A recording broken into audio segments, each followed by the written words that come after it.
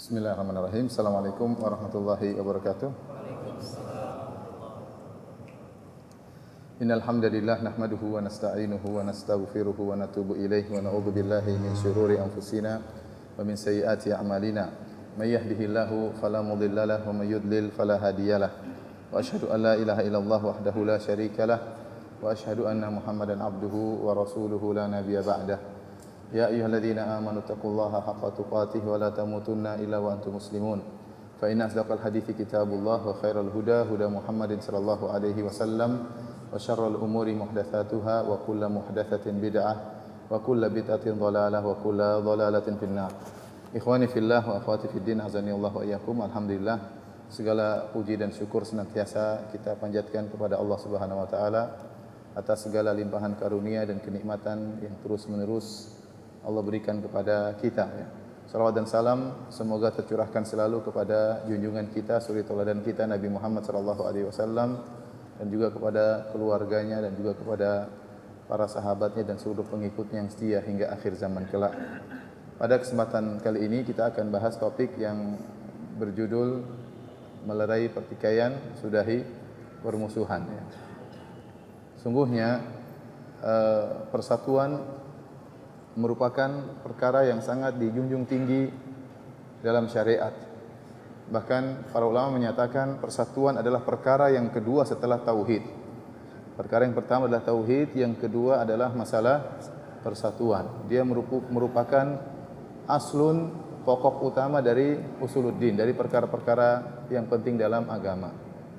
Oleh karena Syekhul Islam Ibnu Taimiyah rahimahullahu taala, beliau berkata, "Inna minal qawaid al-azimah", sungguhnya di antara kaidah agama yang sangat agung, wahya jima'uddin, dan dia merupakan inti daripada agama, ta'liful qulub wajtima'ul kalimah wa salahu dzatil bain.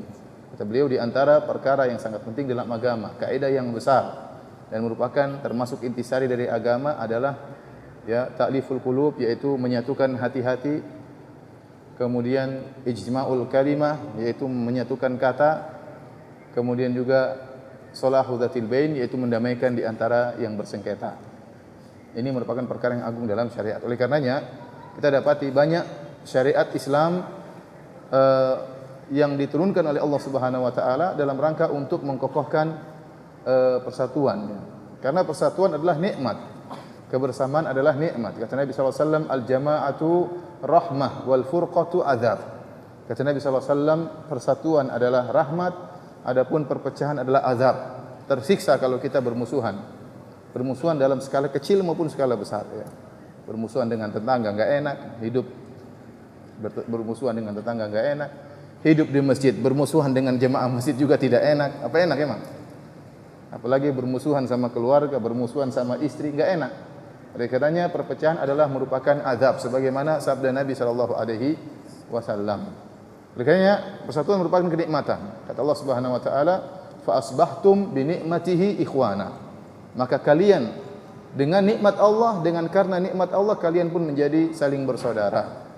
Allah sebutkan di antara nikmat yang besar dari Allah adalah persaudaraan. Persaudaraan di antara kaum muslimin. Ya. Ayat ini Allah sebutkan tentang kaum Muhajirin dan kaum Ansar, atau kaum Ansar yang dahulunya mereka saling bertikai, kemudian dengan datangnya Nabi sallallahu alaihi wasallam, dengan datangnya Islam, kata Allah, fa asbahtum bi ni'matihi ikhwana. Kemudian dengan nikmat Allah jadilah kalian bersaudara. Kemudian juga persatuan yang menyatukan adalah Allah Subhanahu wa taala. Kata Allah Subhanahu wa taala, wa allafa baina qulubihim, dan Allah yang telah menyatukan hati-hati mereka.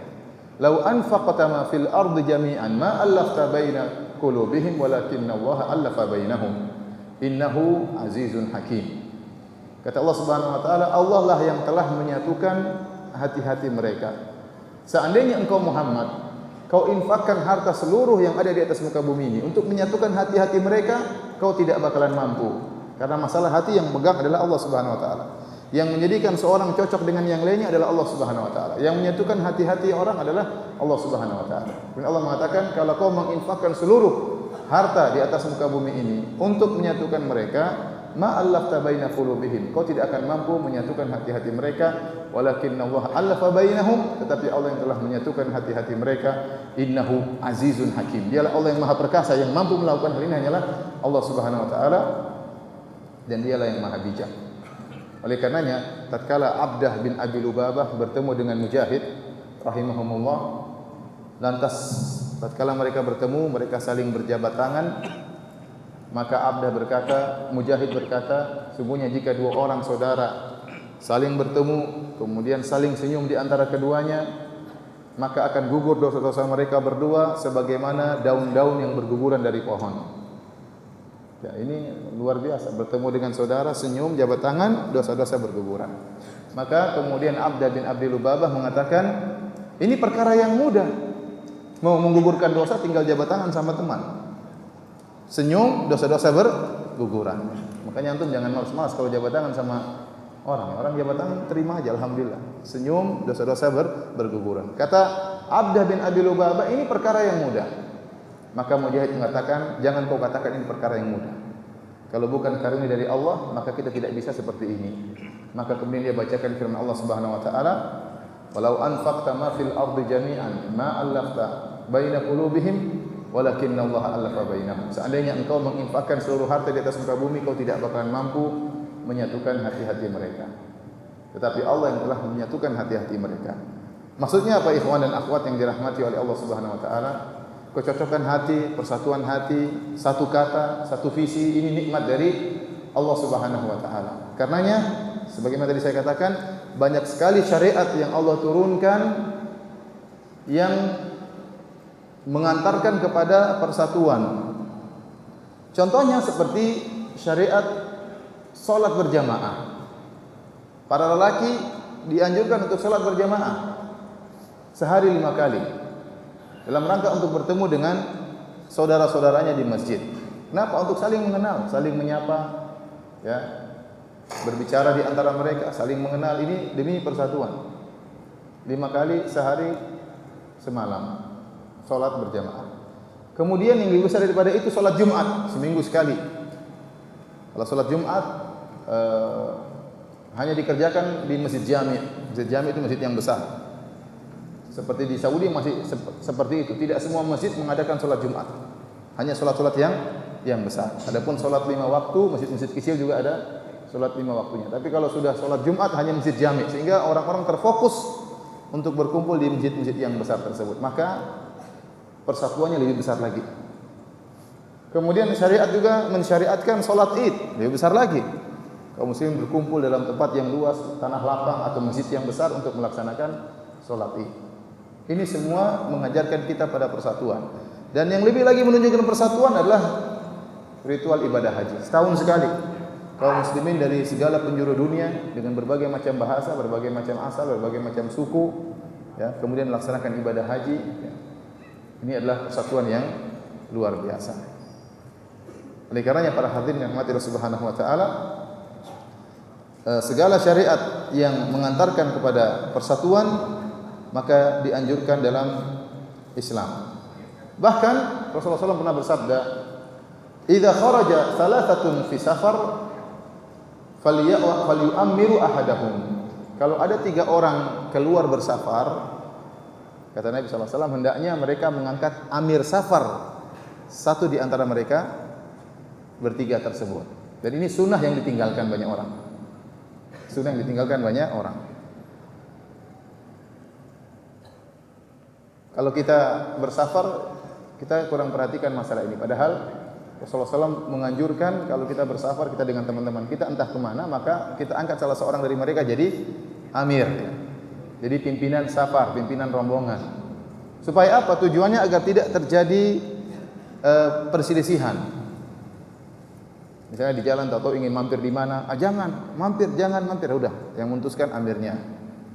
Mau makan di mana, yang memutuskan apa? Amirnya. Kalau ada masalah bagaimana menghadapi masalah tersebut, yang memutuskan adalah amirnya. Ini semua disyariatkan oleh Nabi SAW demi untuk mencegah terjadinya perselisihan. Bahkan perkara-perkara yang ringan, yang menurut kita sepele, namun bisa mengantarkan kepada persatuan, maka dianjurkan oleh Nabi SAW. Contoh ya, senyum kepada saudara atau salam kepada saudara tatkala bertemu. Kata Rasulullah sallam, la tadkhulul jannata hatta tu'minu wa la tu'minu hatta tahabbu.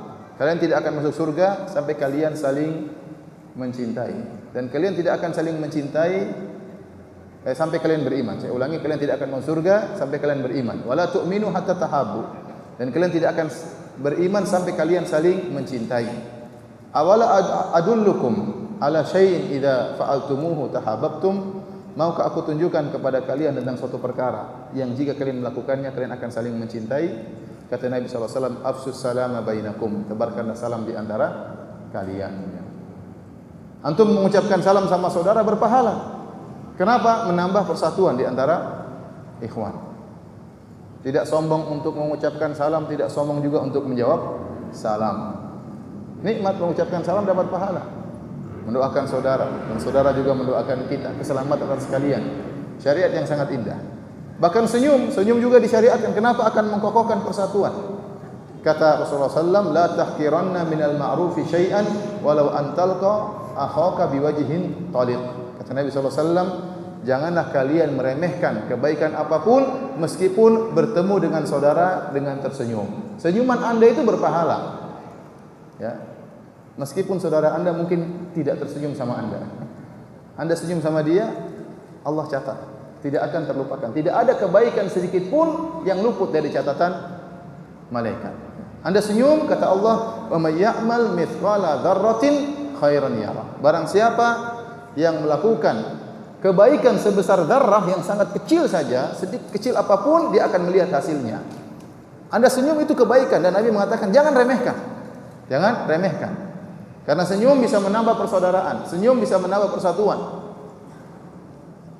Jangan remehkan. Maka Rasulullah SAW mengatakan, tabassumuka fi wajhi akhika sadaqah. Engkau senyum di hadapan wajah saudaramu sedekah. Luar biasa kita ketemu dengan saudara kita, kemudian kita senyum, kita salam, kemudian kita jabat tangan. Ini luar biasa pengaruhnya, Pak. Dosa-dosa berguguran, hati semakin dekat.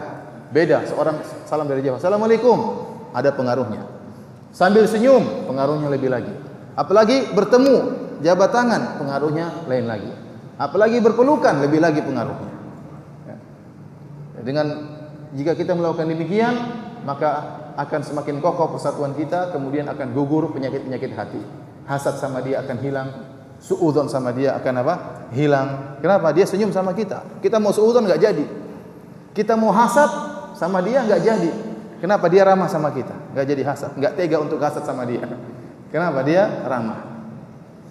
Syariat sampai masalah seperti ini diperhatikan oleh syariat. Kenapa? Karena ini semua bisa mengkokohkan dan menambah persatuan di antara kaum muslimin.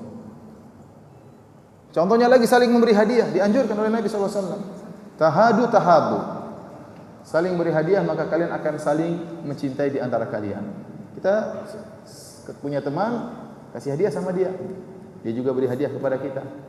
Ini juga meningkatkan persatuan di antara kaum muslimin. Intinya, ikhwan dan akhwat yang dirahmati oleh Allah Subhanahu wa taala, segala perkara yang bisa menumbuhkan persatuan dan kesatuan itu disyariatkan dalam Islam.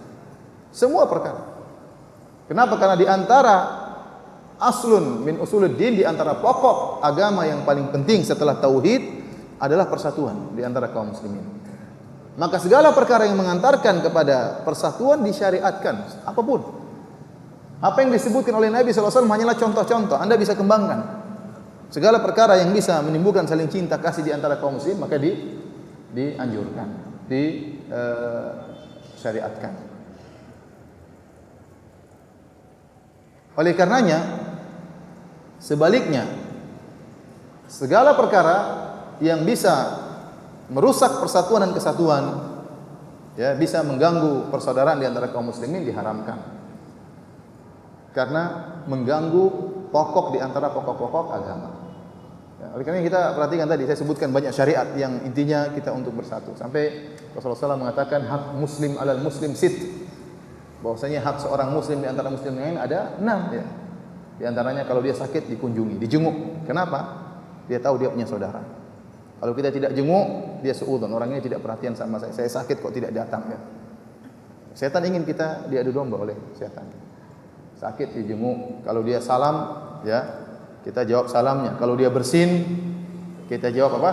Bersinnya. Indah. Ini semua untuk mengokohkan persatuan. Kalau dia minta nasihat, kita nasihati dia. Kalau dia undang walimah, kita datang. Ya, 6 hak. Kata Nabi, hak. Kalau dia sakit, kita apa? Kita jenguk. Jangan dengar jenguk ya, dijenguk. Jangan jenguk tatkala diundang makan saja. Sakit juga dijenguk.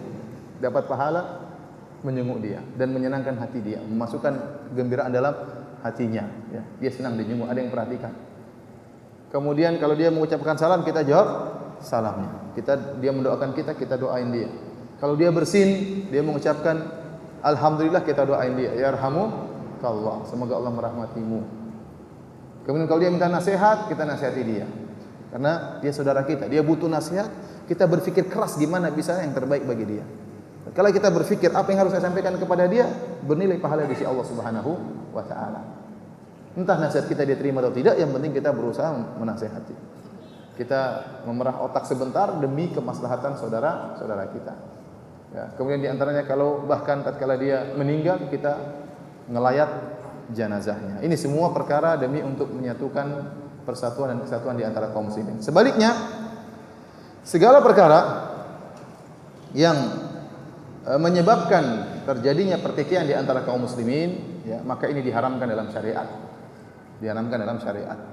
Contohnya Rasulullah SAW mengatakan, "Wala yabi'ur rajulu ala bai'i akhihi." Janganlah seorang menjual di atas jualan saudaranya. Kenapa bisa menimbulkan pertikaian? Ada saudara kita jual motor misalnya harganya 12 juta. Kemudian ada teman yang ingin beli dari saudara kita tersebut dengan harga 12 juta. Kita potong di tengah-tengah, kita kontak teman tersebut, jangan kau beli dari dia, beli saja dari saya jual dengan harga 10 juta. Ya, ini akan menimbulkan keributan. Kemudian saudara kita tahu ternyata kita potong di tengah jalan, ini timbul permusuhan yang bisa berkepanjangan. Ya. Makanya orang yang jual beli juga harus punya adab dalam jual beli, ada etika.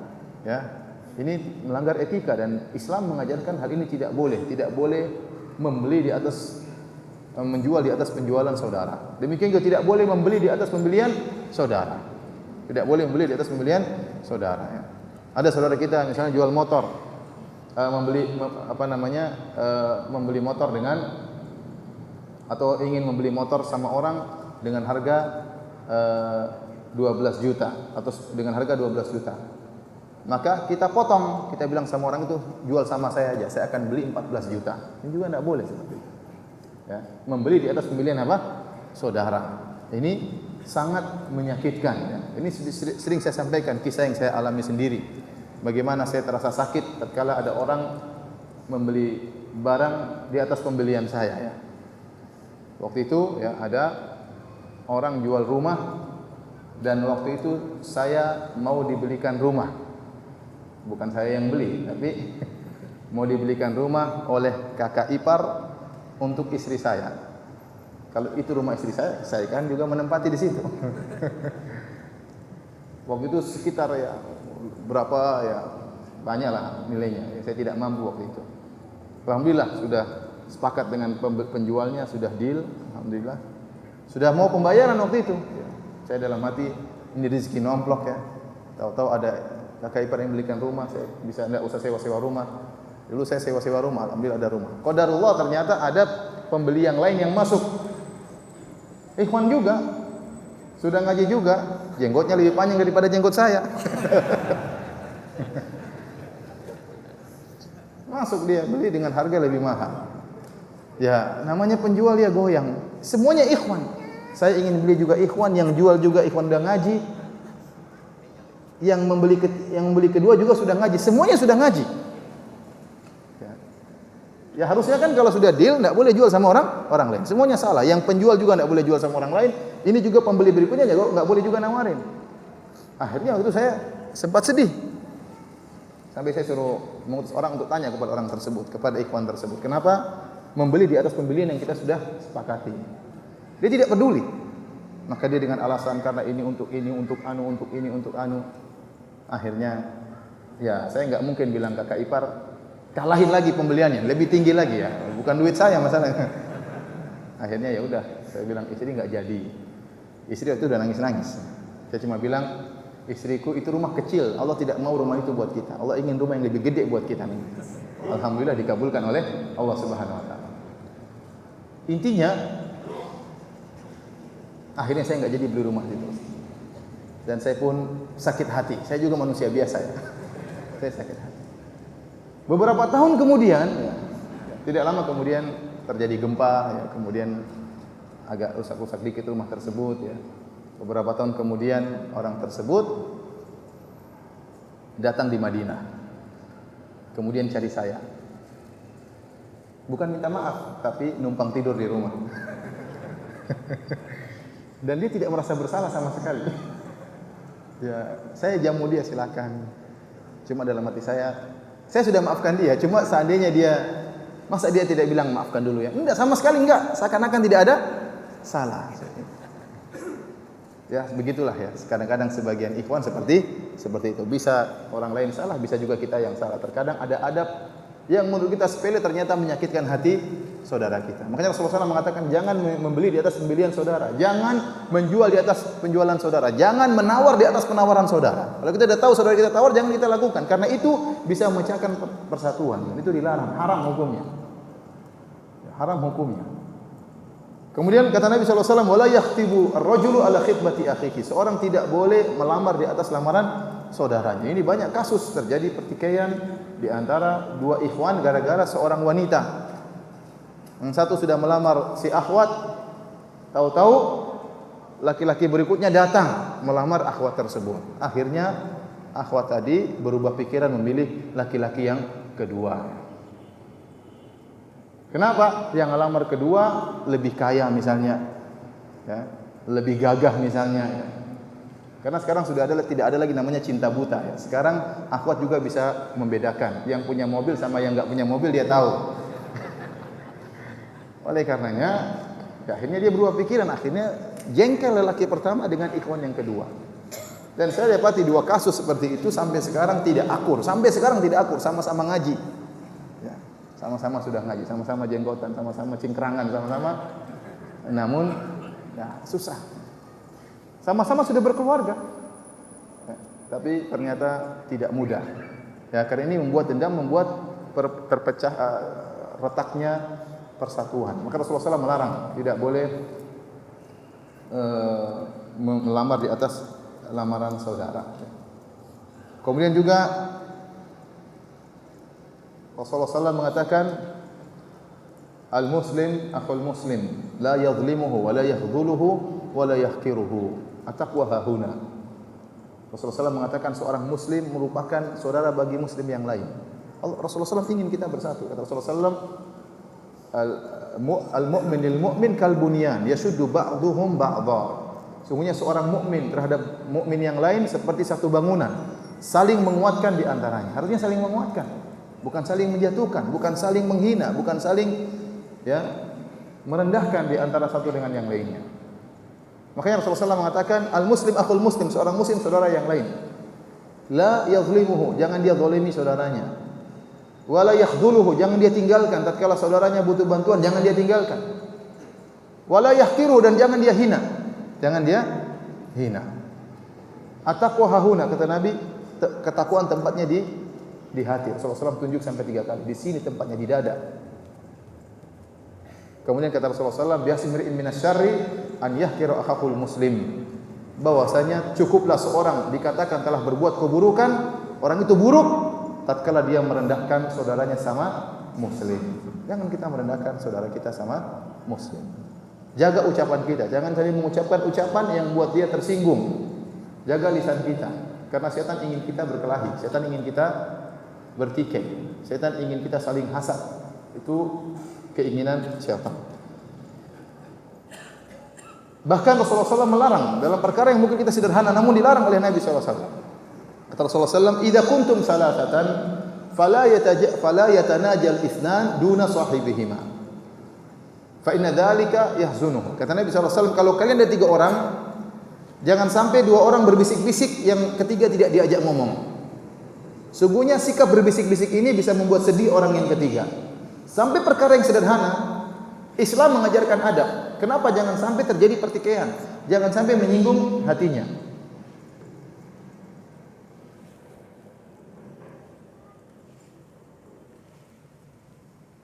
Jadi jangan sampai menyinggung hatinya. Jadi kalau ada kita bertiga, jangan 2 orang bisik-bisik, yang satu dibiarin saja. Kenapa? Syaitan akan mendikte, membisikkan dalam hati saudara kita tersebut. Dia akan bilang, tuh 2 orang itu bisik-bisik. Mungkin lagi bicarain kamu digibahin sama mereka berdua. Makanya kamu tidak diajak ngomong. Yang dikte siapa? Syaitan. Padahal kita tidak sedang ngomong dia. Kita sedang ngomong masalah lain, sedang ngomong masalah poligami. Tahu-tahu dia tersinggung ya. Setan yang mendiktekan misalnya. Atau setan akan bisikan kepada dia dengan mengatakan, lihat 2 orang itu ngobrol, kau tidak diajak karena kau dianggap rendah. Makanya kau tidak diajak ngomong. Nah, ini kan menimbulkan sakit hati orang ini, dan setan mendiktekan hal tersebut. Jangan kita bilang, kamu jangan suudzon loh. Kamu yang bikin saya suudzon. Kamu yang menyebabkan dia suudzon. Oleh karenanya syariat menutup pintu-pintu suudzon. Di antaranya dilarang kalau ada 3 orang, 2 orang berbisik-bisik, satu ditinggalkan. Tidak boleh. Ngobrol bertiga. Kecuali kalau antum 4 orang. Ini ngobrol nggak jadi masalah, ada teman ngobrolnya. Tapi kalau satu dibiarkan saja maka tidak boleh. Demikian juga. Ingat ya, di tanah air kita ini banyak sekali bahasa. Kalau di Arab Saudi bahasa cuma satu, itulah kenapa sebagian ulama mengatakan kenapa Nabi diutus di Jazirah Arab. Kenapa? Karena Jazirah Arab itu begitu luas, namun bahasanya cuma satu, sehingga memudahkan untuk persatuan. Mau di Madinah, mau di Mekah, mau di tempat jauh, mau di Mesir jauh, semuanya bahasa Arab, sehingga persatuan mudah. Kita di tanah air kita, waduh, repot. Seandainya Nabi orang Jawa susah, nanti orang Bugis tersinggung, orang Aceh tersinggung, orang bahasanya susah untuk disatukan karena sukunya berbeda-beda. Ya.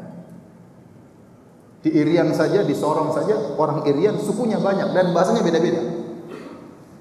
Oleh karenanya, di antara bentuk praktek ini, ya, kalau ada 2 orang, 3 orang, kemudian 2 orang ngomong pakai bahasa mereka, yang satu tidak diajak ngomong, tidak bisik-bisik tapi ngomongnya keras, tapi pakai bahasa mereka, yang ketiga tidak ngerti, sama hukumnya.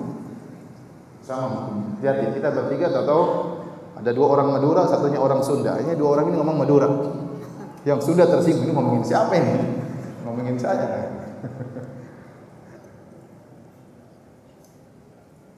Tidak boleh. Kenapa? Karena ilahnya, sebabnya bisa membuat dia sedih. Rasulullah SAW larang. Sampai perkara seperti ini yang bisa menyebabkan terjadinya pertikaian dilarang oleh Nabi SAW. Demikian Rasulullah SAW mengatakan, iyyakum wadh-dhann fa inna dhanna akdzabul hadits. Hati-hatilah kalian dengan persangkaan buruk. Karena persangkaan buruk adalah perkataan yang paling dusta. Kenapa? Karena bersangka buruk berarti menimbulkan pertikaian. Kita bersangka buruk terhadap saudara kita. Apa dalil kita sehingga kita harus berprasangka buruk kepada dia? Tidak ada, hanya duga, praduga. Baik, perhatikan hadis ini. Rasulullah SAW mengatakan fa inna dhanna akdzabul hadits. Karena persangkaan buruk adalah perkataan yang paling dusta. Lebih dusta daripada dusta langsung. Siapa yang tahu kenapa Nabi mengatakan demikian? Ada orang berdusta mengatakan kamu misalnya kamu telah mencuri. Dia tuduh. Yang satu dalam hatinya, menurut saya dia mencuri. Kata Nabi, persangkaan ini lebih dusta daripada perkataan langsung apa? Dusta. Kenapa bisa demikian? Ada yang tahu? Ada yang tahu? Kita tahu, kita ini dusta ini. Kita bilang orang mencuri, padahal kita tahu kita dusta. Ini kan dusta benar. Dia tidak mencuri, tapi kita bilang kamu itu apa? Pendusta. Berarti kita kamu itu pencuri. Kita berdusta atau tidak? Berdusta. Kita tahu dia tidak mencuri, kita tuduh dia mencuri, dan kita ngomong langsung kamu pencuri, kita berdusta. Ini dusta haram. Yang bentuk kedua, kita nuduh dia berdusta dalam hati. menurut saya dia berdosa, menurut saya dia pencuri. Tadi dia diam-diam ke situ, dia ini mencuri dan tidak kita ungkapkan. Namun kata Nabi, persangkaan tersebut lebih dusta daripada kalau kita dusta beneran. Kenapa bisa demikian? Ada yang tahu? Kenapa?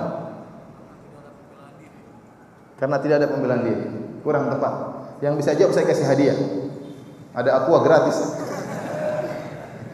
Siapa yang bisa tahu kenapa Nabi mengerti soalnya kan? Mengerti soalnya atau tidak? Ya, karena kata para ulama, fahmus soal nisful jawab. Memahami pertanyaan itu setengah dari jawaban. Kalau enggak paham pertanyaannya gimana jawabnya?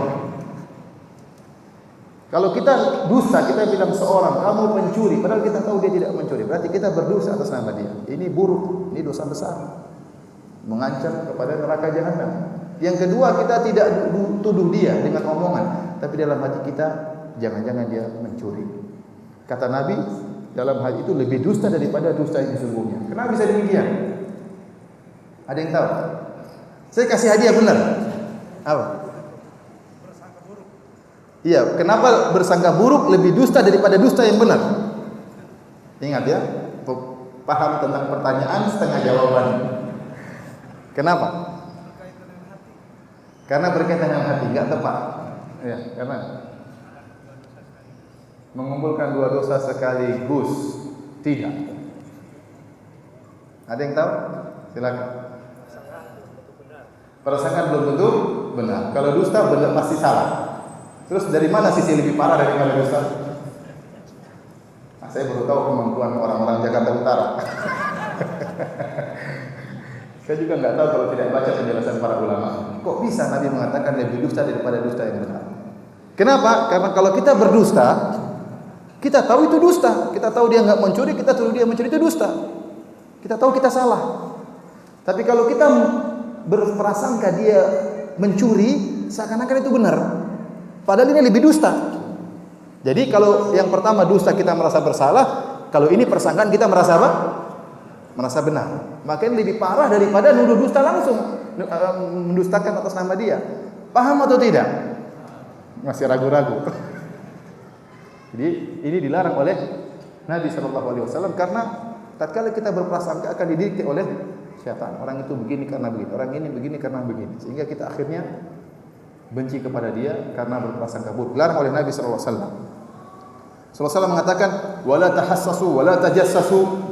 Jangan kalian mencari-cari keburukan orang lain, baik dengan mencari-cari berita atau dengan melihat. Tidak boleh. Kalau Allah menutup aib orang lain saudara kita, kita tidak melihat, ya sudah alhamdulillah. Tidak usah kita cari-cari kesalahannya. Buka-buka ininya, buka-buka Facebooknya, buka-buka ini, pingin cari-cari. Buat apa? Buat apa? Tanya-tanya tetangganya, bagaimana si fulan, ngapain? Kecuali kalau ada keperluan. Kalau nggak ada keperluan, jangan ngapain. Allah sudah tutup aib dia, kita nggak tahu alhamdulillah. Dalam hadis yang hadisnya dhaif namun disebut oleh para ulama maknanya benar.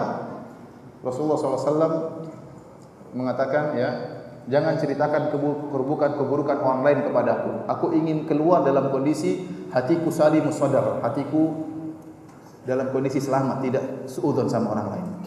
Jadi kalau orang ceritakan keburukan orang lain kepada kita, saya enggak ingin dengar. Saya ingin kalau saya ketemu dia, saya murah senyum, tidak ada suudzon. Tapi kalau kita tahu orang ini begini, orang ini begini, orang ini begini, kita ketemu sudah enggak enak. Jadi itu tidak baik. Kalau Allah menutup aib dia dari kita, alhamdulillah sudah, kita enggak perlu tahu. Maka tidak boleh mencari-cari kesalahan saudara. Karena ini bisa menimbulkan apa? Pertikaian. Jadi enggak enak hubungan dengan dia. Wala tadabaru wala taqata'u. Janganlah kalian saling bertolak belakang dan kalian saling bermusuhan di antara kalian. Baik, hadirin yang dirahmati oleh Allah Subhanahu wa taala, inilah ya bagaimana pentingnya persatuan dan seluruh dalil-dalil menunjukkan Allah menghendaki kita untuk bersatu sehingga seluruh syariat yang bisa mengantarkan kepada persatuan disyariatkan dalam Islam dan seluruh perkara yang bisa menimbulkan pertikaian maka diharamkan dalam Islam.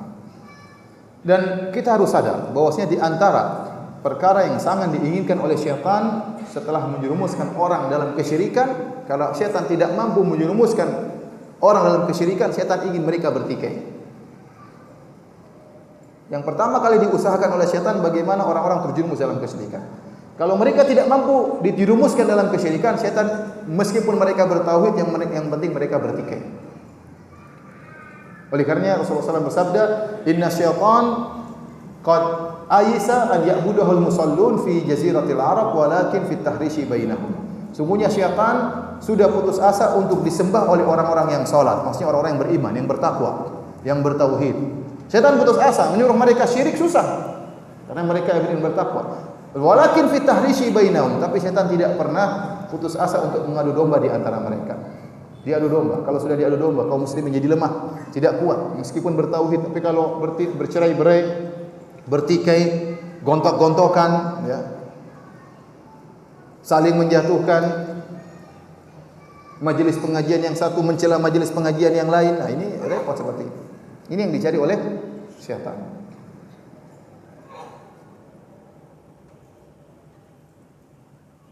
Bahkan dalam skala besar maupun skala kecil, syaitan ingin suami terpisah dari seorang istrinya. Sebagaimana dalam hadis yang sahih riwayat Muslim, "Inna iblis yada'u arsyahu 'alal ma'." Kata Rasulullah SAW, iblis telah meletakkan singgasananya di atas air. Tsumma yab'atsu sarayahu. Kemudian iblis mengutus anak buahnya. Fa adnahum minhum manzilatan a'dhamu fitnah. Maka yang paling dekat kedudukannya dengan iblis adalah yang paling besar fitnahnya. Yaji'u ahaduhum fayaqul fa'altu kadza wa kadza.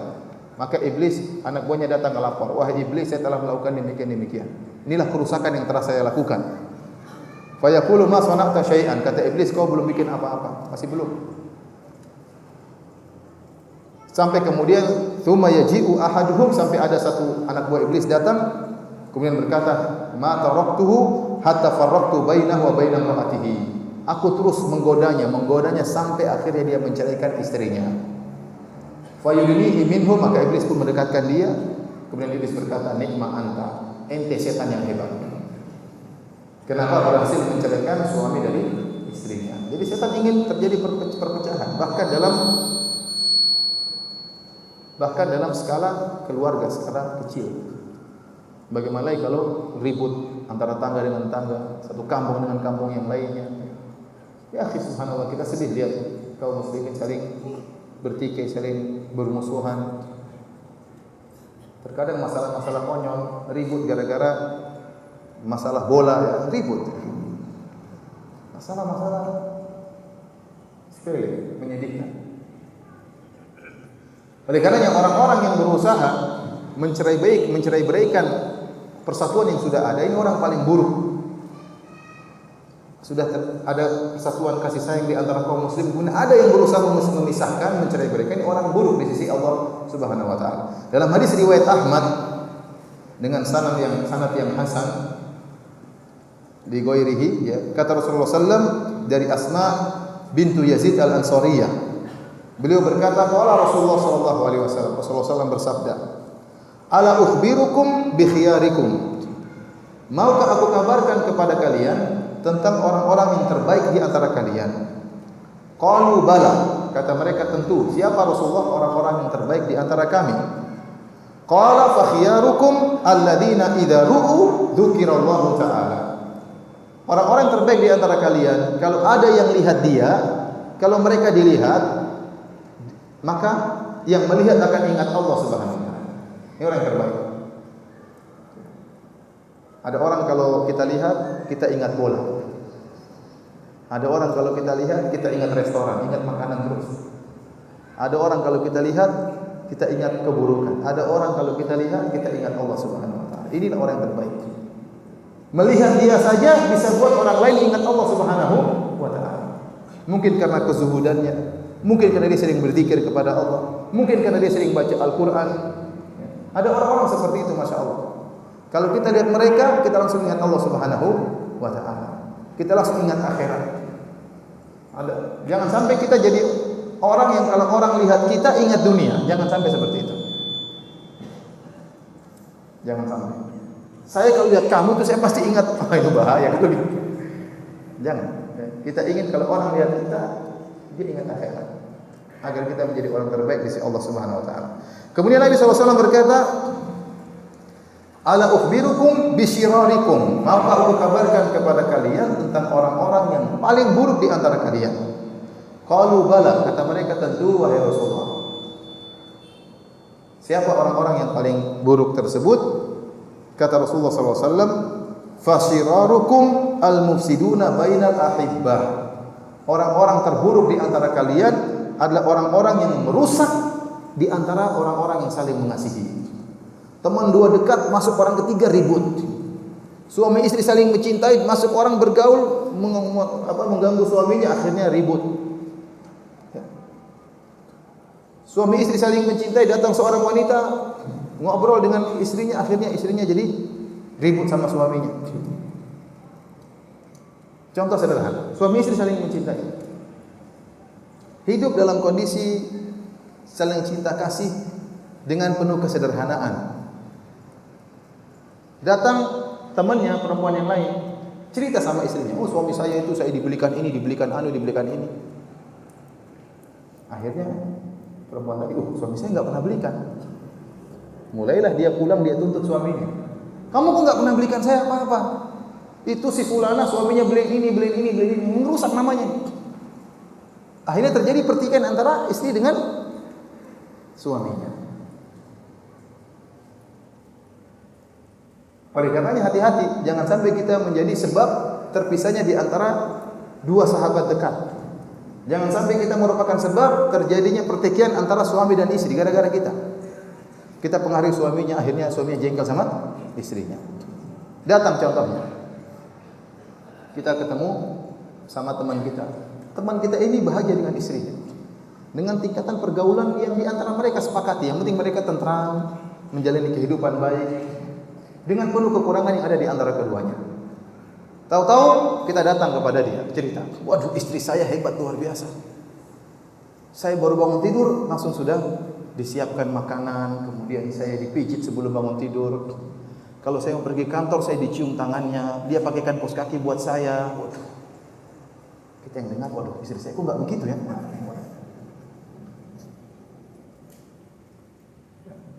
Sampai dia potongkan kuku saya, dia sikatkan gigi saya.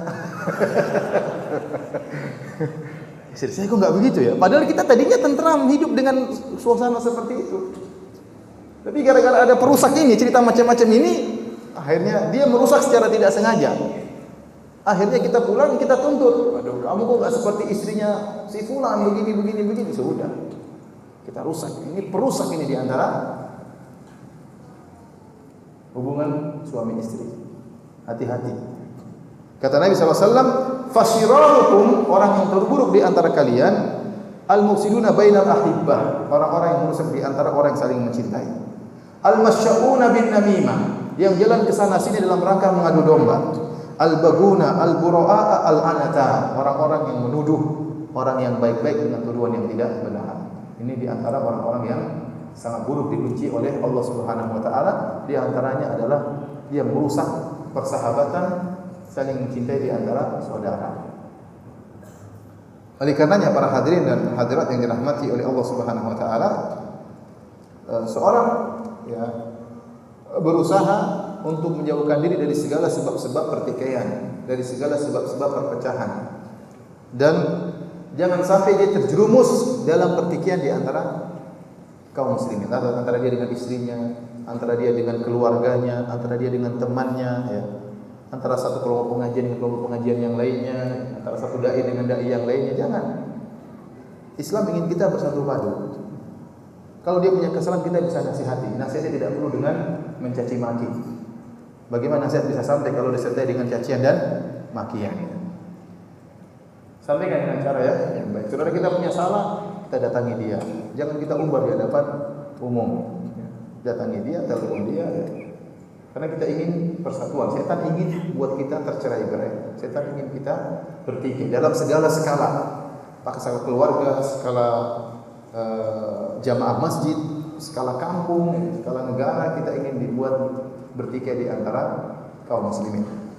Tapi para hadirin dan hadirat yang dirahmati oleh Allah Subhanahu wa taala, ya.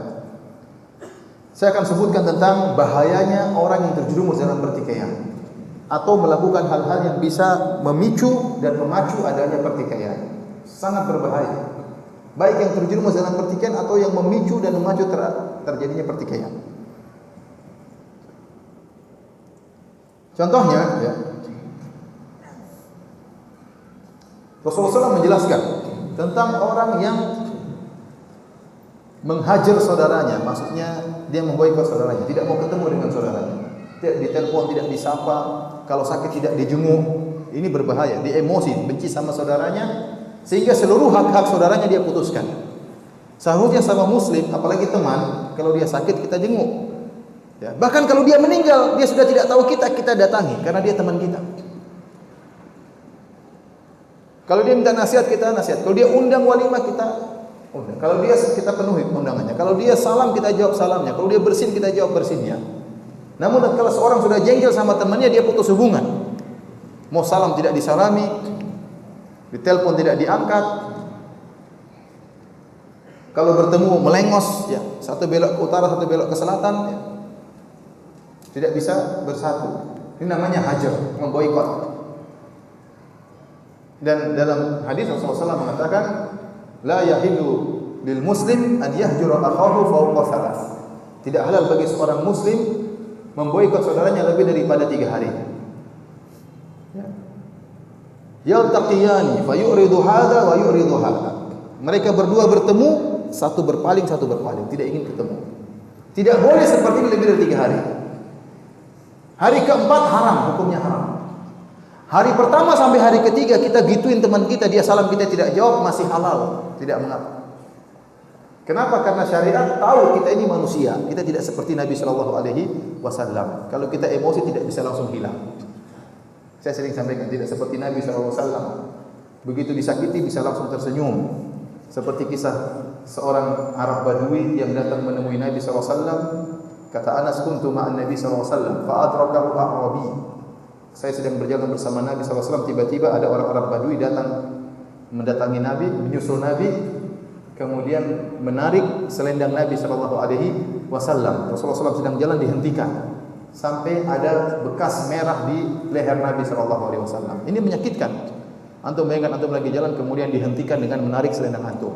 Seperti tercekik sampai ada warna merah. Kemudian orang Arab Badui berkata, "Ya Muhammad, a'tini mimma lillahi alladhi indak." Wahai Muhammad, berikanlah hartamu yang dititipkan oleh Allah kepadamu untukku. Ya, ini kan kurang ajar ya. Jadi dia tidak bilang wahai bos, enggak, wahai Rasul, tapi Muhammad, sebutin namanya langsung. Ya. Kalau antum minta uang sama orang, antum enggak akan bilang wahai Gus, kasihkan harta kamu, kita Bos Agus, Pak Agus, ya enggak mungkin kita langsung panggil Gus, mana hartamu? Kasih saya. Dia menyinggung Nabi, menyakiti Nabi, tidak hormat sama Nabi. Tapi Nabi SAW bisa langsung tersenyum, faltafata ilaihi fadhahika. Nabi SAW melihat kepada orang tersebut, langsung tersenyum, dan Nabi mengatakan, tuh berikanlah harta kepada dia. Ini mukjizat Nabi SAW, bisa langsung tersenyum meskipun langsung disakiti, bisa langsung tersenyum. Dan kita tidak bisa seperti itu, ya. Tidak mungkin kita bisa langsung tersenyum. Kalau kita naik mobil, tahu-tahu mobil kita keserempet, tidak mungkin langsung kita bisa tersenyum. Pasti kita bilang kurang ajar, tapi saya maafkan ya. Tapi langsung, enggak apa-apa. Enggak mungkin, itu susah bagi kita, ya. Oleh karenanya syariat memandang hal ini, manusia punya sifat pemarah, maka syariat membolehkan dia marah tapi 3 hari. Enggak apa-apa. Ente jengkel sama dia. Nanti hari kedua mulai reda, hari ketiga mulai reda, hari keempat harus berhenti, tidak boleh memboikot. Tidak boleh. Lebih dari 3 hari, maka hukumnya haram. Tidak halal bagi seorang muslim. Hukumnya haram. Nah, bagaimana ada orang yang kemudian jengkel dengan saudaranya? Setahun penuh dia tidak pernah, dia cuekin saudaranya ini, dia lupa dengan persahabatan lama, dia lupa. Gara-gara temannya punya satu kesalahan, dia tinggalkan begitu saja. Setahun tidak pernah dia kontak. Lebaran pun tidak dia datangi. Tidak ada. Maka kata Rasulullah SAW tentang orang seperti ini, man hajara akhahu sanatan fahuwa kasafki damihi. Kata Rasulullah SAW, barang siapa yang memboikot saudaranya selama setahun seperti menumpahkan darahnya. Kenapa? Karena hal ini benar-benar memecahkan persatuan. Semua hak-hak dia dibatalkan. Hak untuk dijenguk, hak untuk disalami, hak semuanya dibatalkan. Kenapa? Karena kita sedang jengkel, kita boikot dia. Ya, selama setahun, maka kata Nabi seperti menumpahkan darahnya, seakan-akan orang ini tidak ada, seakan kita telah bunuh dia. Ini menunjukkan praktek seperti ini dosa besar. Karena Rasulullah SAW menyamakan seperti membunuh dia. Ya, tidak boleh seperti itu. Kalau kita punya masalah, kita harus cari solusi, jangan dibiarkan terus. Rasulullah SAW tidak suka.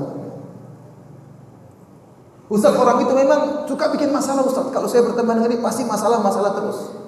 Ya sudah, ente tidak usah teman dia dekat-dekat. Yang penting salam selesai, ketemu, ya udah, tidak usah teman-teman dia terus-terusan. Yang penting sudah lega, masalah selesai. Paham? Tidak mesti aku jadi teman dekat lagi, tidak harus. Yang penting tidak ada masalah. Ya akhi, enak kalau kita hidup nggak ada masalah sama orang. Enak, hidup ini tentram. Tapi kalau kita punya masalah sama orang nggak enak. Dengar namanya kita jengkel, gelisah. Ada berita tentang dia kita gelisah, nggak enak. Nggak enak hidup seperti itu. Kemudian contohnya Rasulullah SAW bersabda tentang orang yang saling bermusuhan. Kata Rasulullah SAW, salasun la turfa'u atau la tartafi'u salatuhum fawqa ru'usihim shibran. Kata Nabi SAW, ada 3 orang yang salatnya tidak akan naik di atas kepalanya meskipun sejengkal, artinya tidak diterima oleh Allah. Salatnya tidak diterima oleh Allah Subhanahu wa taala.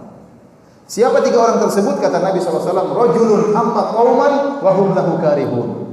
Yang pertama, seorang yang jadi imam sementara makmumnya enggak ada yang suka sama dia. Kenapa tidak disukai? Karena kesalahan yang dia miliki. Contohnya, bacaannya jelek tapi nekat jadi imam. Sudah tahu hafalannya kacau, bacaannya jelek. Dia enggak mau orangnya jadi imam. Padahal Rasulullah SAW mengatakan, ya ummukum aqra'ukum li kitabillah. Yang jadi imam artinya yang paling pandai baca Al-Qur'an. Tahu jadwalnya jelek, hafalannya cuma sedikit, ya. Terus nekat jadi imam. Orang semua benci. Atau imamnya suka terlambat, orang jengkel semua sama dia. Sudah waktunya qomat enggak datang-datang. Nanti kalau ada orang imam datang orang jadi imam, dia belum datang, dia marah-marah. Ini kurang ajar, dia ngambil posisi saya. Ente datang terlambat. Tapi dia enggak mau ngalah, sehingga orang jamaah benci sama dia. Orang seperti ini soalnya tidak diterima oleh Allah Subhanahu wa taala.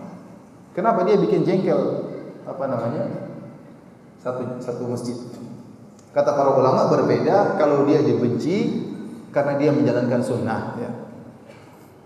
Contohnya hari Jumat dia baca Alif Lam Mim Sajdah. Ini kan sunnah Nabi SAW. Orang-orang jengkel di belakang, ya itu bukan salah dia. Paham? Seperti itu, ya. Tapi kalau kesalahan itu dari dia, kemudian dibenci oleh makmumnya, maka sholatnya tidak diterima oleh Allah Subhanahu wa taala. Yang kedua, hati-hati para ibu-ibu sekalian, yang kedua, wa imra'atun batat wa zawjuha 'alaiha sakhir. Seorang wanita yang tidur, dia cuek aja tidur padahal suaminya jengkel sama dia. Ada masalah, kesalahan pada istrinya. Kun istrinya cuek aja, suaminya marah-marah, dia cuekin aja tidur, ngorok, suaminya jengkel.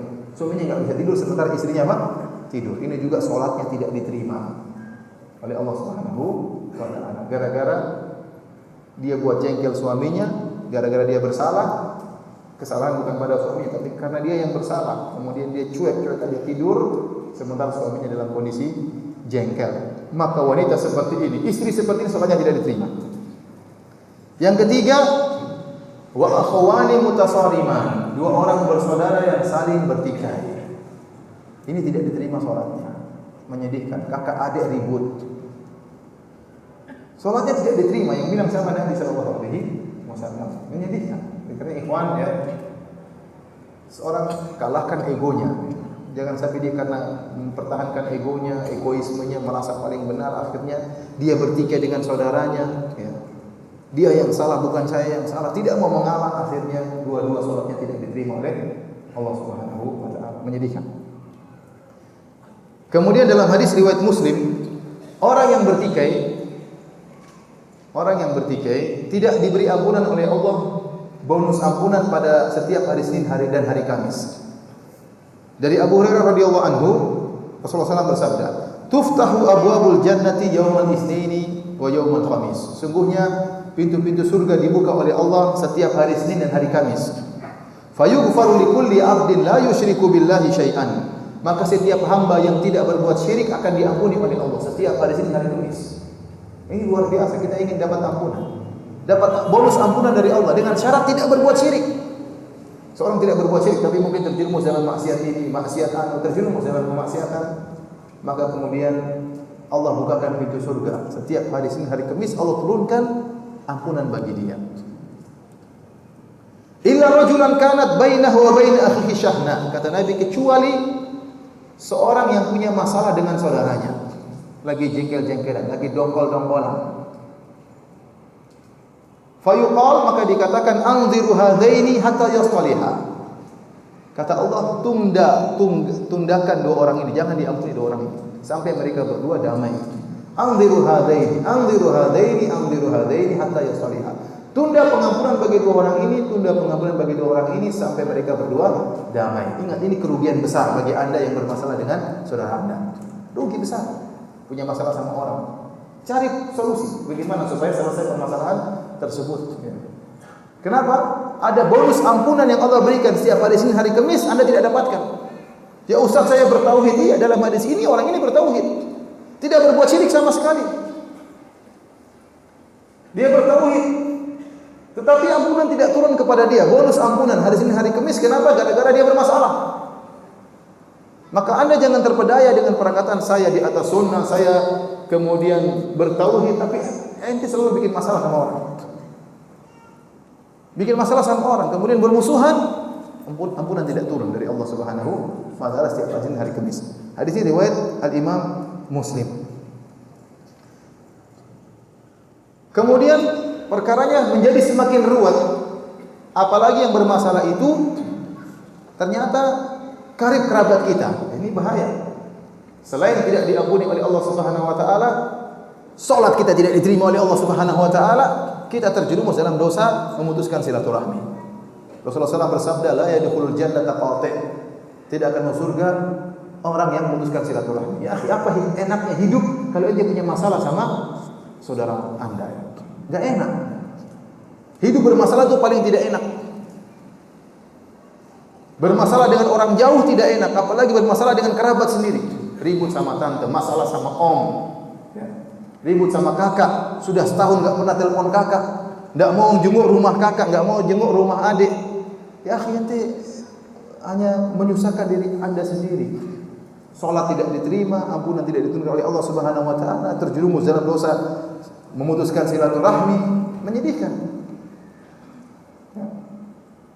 Apa enaknya kita bermasalah sama orang? Kalau bisa tidak ada masalah, ngapain kita cari masalah? Kalau ada masalah bisa kita selesaikan, ngapain tidak kita selesaikan? Selesaikan masalah tersebut. Namun memang menyelesaikan masalah tidak mudah. Harus kita tanazul, artinya harus kita menggugurkan sebagian dari hak kita. Makanya Allah mengatakan wa uhdiratil anfusus syuh. Wa uhdiratil anfusus syuh. Ya. Wal islahu khair wa uhdiratil anfusus syuh. Kata Allah Subhanahu wa taala, damai itu baik, kata Nabi, kata Allah Subhanahu wa taala dalam Al-Qur'an, tetapi tatkala hendak berdamai ingat rasa kepelitan itu hadir. Artinya apa? Dia tidak ingin menjatuhkan hak dia. Allah kasih isyarat kalau Anda ingin damai harus ada hak yang Anda gugurkan demi perdamaian. Tapi kalau seorang saya yang benar dia salah, enggak mungkin bisa damai. Kalau salah satunya nggak ada yang mengalah, nggak mungkin bisa damai. Kita mengalah karena Allah Subhanahu Wa Taala. Masalah punya masalah dengan kakak, punya masalah dengan adik, ya udah, ya saya salah, ya sudah, kita damailah. Sudah tidak apa-apa. Kita mengalah karena Allah, kalahkan ego kita karena Allah Subhanahu Wa Taala. Oleh karena lihat waktu Rasulullah SAW menyebutkan tentang orang yang saling memboikot. Kata Rasulullah SAW, la yahilu lil muslim an yahjura akhahu fawqa thalath. Tidak halal bagi seorang muslim memboikot saudaranya lebih dari 3 hari. Tidak boleh. Hari keempat, hari kelima haram terus dia. Tidak pernah dia kunjungi, tidak pernah dia jenguk. Kalau salam tidak dijawab, dia cuekin. Pada dulunya bersahabat, bahkan mungkin saudara kandungnya sendiri. Tidak boleh lebih dari 3 hari. Kemudian kata Rasulullah SAW, fayaltaqiyani fayuridu hada wa yuridu hada. Mereka saling bertemu, yang satu melengos ke kanan, satu melengos ke kiri. Tidak mau ketemuan. Jengkel, kalau ketemu jengkel, menjauh. Kata Rasulullah SAW, fa khairuhuma alladhi yabda'u bisalam. Yang terbaik di antara keduanya yang pertama kali memulai salam. Artinya apa? Yang mau mengalahkan egonya, yang mau menggugurkan haknya demi persatuan, itu yang terbaik di sisi Allah Subhanahu wa taala. Oleh karenanya, kalau kita ingin islah, ingin baik, Harus kita ngalah. Kalau kita nggak ngalah nggak bisa. Ya. Karena kalau Anda tidak mengalah, terus bertikai dengan saudara, dengan karib kerabat. Sedih kita dengar ada seorang ribut sama pamannya sendiri, ada orang ribut sama kakaknya sendiri, bermasalah ribut sama adiknya sendiri. Ya, ini menyedihkan orang tua yang lihat kita bertengkar sedih. Ada orang ribut sama ibunya sendiri, ngapain ente ribut sama ibu? Kurang kerjaan.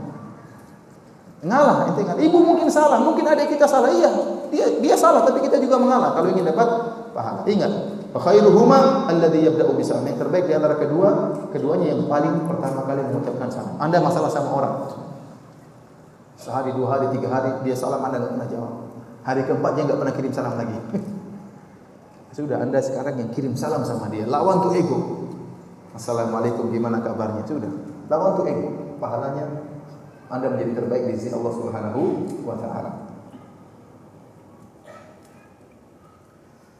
Baik, hadirin dan hadirat yang dirahmati Allah Subhanahu wa taala. Kemudian yang paling parah dari terjadinya pertikaian, diangkatnya rahmat Allah dari orang-orang yang bertikai. Dalam hadis tentang Lailatul Qadar dalam Sahih Bukhari dari Abu Sa'id Al-Khudri dari Ubadah bin Samit radhiyallahu anhu, anna Rasulullah sallallahu alaihi wasallam kharaja yukhbiru bi Lailatul Qadar. Saudara Rasulullah SAW keluar untuk mengabarkan kapan Lailatul Qadar. Rasulullah SAW tahu Lailatul Qadar jatuh pada malam apa. Rasulullah SAW tahu. Maka Rasulullah SAW ingin mengabarkan, memberi kabar gembira kepada para sahabat. Rasulullah SAW keluar untuk memberi tahukan kepada mereka kapan Lailatul Qadar. Fatalaha rajulani, tiba-tiba ada 2 orang sedang bertengkar di antara para sahabat. Faqala, maka Rasulullah SAW mengatakan, "Inni kharajtu li ukhbirakum bi Lailatul Qadar. Wa innahu talaha fulan wa fulan farufi'at." Kata Nabi SAW, aku tadi keluar untuk mengabarkan kepada kalian tentang kapan Lailatul Qadar. Tetapi si fulan dan si fulan bertengkar, maka ilmu tersebut diangkat oleh Allah Subhanahu wa taala. Diangkat. Ini menunjukkan pertengkaran, pertikaian itu mengangkat rahmat Allah Subhanahu wa taala. Tidak jadi turun. Makanya Allah mengatakan wala tanaza'u fatafshalu wa tadhhabu rihukum wasbiru. Jangan kalian bertikai, apalagi dalam masalah jihad, berperang melawan orang-orang kafir. Lagi dikepung oleh orang kafir, kemudian kita bertikai, bahaya. Wala tanaza'u fatafshalu wa tadhhabu rihukum. Jangan kalian bertikai. Ya. Maka akan hilang kegentaran kalian akan menjadi lemah. Akan mudah diserang oleh musuh. Nah, kalau kita bertikai, ingat rahmat yang harusnya turun enggak jadi. Saya sering sampaikan, ya, bahkan dalam skala keluarga, hati-hati Bapak Ibu yang dirahmati Allah Subhanahu wa taala. Seharusnya rahmat Allah turun sama Anda, kebahagiaan turun gara-gara Anda bertikai, enggak jadi turun. Enggak jadi turun. Harusnya rezeki turun enggak jadi. Kenapa Anda bertikai terus sama istri, angkat suara di hadapan anak-anak, rezeki enggak jadi turun. Yang turun utang enggak lunas-lunas. Hati-hati. Karenanya jauhi yang namanya pertikaian, karena itu hanya menyusahkan kita. Baik, hadirin hadirat yang dirahmati oleh Allah Subhanahu wa taala, ya. Ada perkara-perkara di akhir pengajian kita ini yang saya sampaikan, perkara-perkara yang bisa menghilangkan pertikaian yang harusnya kita usahakan. Jangan sampai terjerumus dalam pertikaian, dan kalau sudah jadi pertikaian hendaknya kita ya selesaikan pertikaian tersebut. Itu demi kebahagiaan kita juga dalam kehidupan dunia sebelum kebahagiaan kehidupan di akhirat. Di antara perkara-perkara yang harus kita perhatikan, ya, jaga lisan kita. Lisan ini sangat berbahaya. Ingat, banyak dosa-dosa yang Allah pasang dosa menjadi dosa besar, kemudian ancaman yang berat karena dosa-dosa tersebut berkaitan dengan merusak persatuan. Contoh namimah. Namimah dosa besar. Kenapa? Karena memecahkan di antara 2 orang yang saling bersahabat. Contohnya ghibah. Ghibah dosa besar. Kenapa? Karena bisa menyakiti orang lain. Orang lain itu tahu kalau kita menggibah dia, dia sangat jengkel sama kita. Ya. Jadi dosa besar gara-gara memecah belah persatuan. Ya. Contohnya memutuskan silaturahmi. Juga ini juga dosa besar karena memecahkan persatuan. Oleh karenanya jaga lisan kita. Lisan ini sangat berbahaya. Ya. Bendanya kecil tapi akibatnya bisa luar biasa. Ya. Kalau mau ngomong hendaknya kita pikirkan terlebih dahulu. Ya. Sebagaimana perkataan seorang penyair, as-samtu zainun bahwasanya tidak berbicara itu keindahan, tidak berbicara itu adalah apa? Keindahan. Wasukutu salamatun, dan diam itu adalah keselamatan. Fa idza nataqta, jika engkau pun harus berbicara, maka ucapkanlah fala takun mihdaran. Fala takun mihdaran, maka jangan kau jadi orang yang suka banyak omong. Jadi diam itu keselamatan. Kalau mau ngomong pun jangan suka banyak omong. Hitung-hitung perkataan. Ya. Hitung-hitung perkataan. Ya. Kemudian dia berkata, ya, ma in nadimtu ala sukuti marratan wa laqad nadimtu ala al-kalami miraran.